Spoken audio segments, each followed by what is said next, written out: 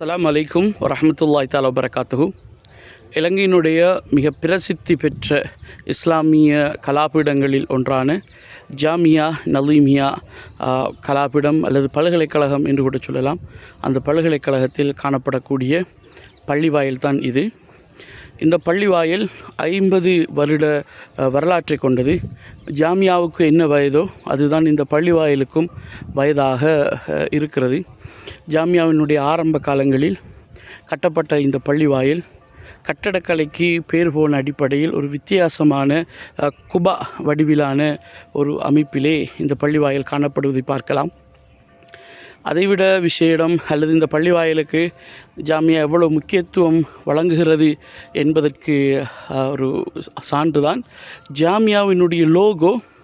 இந்த பள்ளிவாயிலினுடைய அமைப்பு தான் இன்றும் கூட ஜாமியா நலீமியாவினுடைய லோகோவாக இவர்கள் பயன்படுத்துகிறார்கள். பொதுவாக ஆசிய கிழக்காசிய நாடுகளின் பள்ளிவாயில்களின் கட்டடக்கலைக்கு அமைவாக இருக்கக்கூடிய மினாரா மற்றும் குபா போன்ற வடிவமைப்பிலே இந்த பள்ளிவாயில் முழுமையாக அழகாக கட்டப்பட்டு இருக்கிறது. ஜாமியாவினுடைய மாணவர்கள் மற்றும் இங்கிருக்கக்கூடிய அனைவரும் தொழக்கூடிய ஒரு இடமாக இந்த பள்ளிவாயில் காணப்படுவது சிறப்பம்சம். பள்ளிவாயிலினுடைய உள்ளக கட்டமைப்பானது மிகவும் நேர்த்தியாகவும் அழகாக வடிவமைக்கப்பட்டதாகவும் முழுமையான திறந்த அடிப்படையில் இருக்கக்கூடிய ஒளிவரக்கூடிய அமைப்பிலே இந்த பள்ளிவாயிலினுடைய கட்டமைப்பு வடிவமைப்பு உருவாக்கப்பட்டுள்ளது.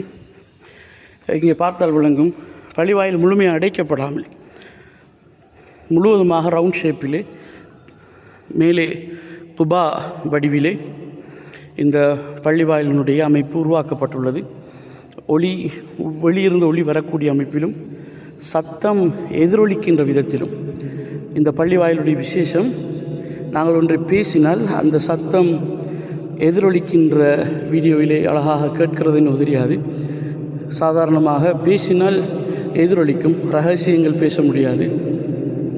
அப்படியான ஒரு கட்டமைப்பிலே இந்த பள்ளிவாயில் காணப்படுகிறது. அல்ஹம்துலில்லாஹ். இந்த ஜாமியா நலீமியாவை உருவாக்கிய நலீம் ஹாஜியார் அவர்களுடைய கபரை அல்லாஹ் விசாலமாக்குவானாக. இந்த நாட்டிற்கு மிகப்பெரிய ஒரு சொத்தை வழங்கியிருக்கிறார்கள். இந்த பள்ளிவாயிலுக்கு கட்டுவதற்கு உதவி செய்த நிறுவனங்களுக்கும் அல்லாஹ் தஆலா அருள் புரிவானாக.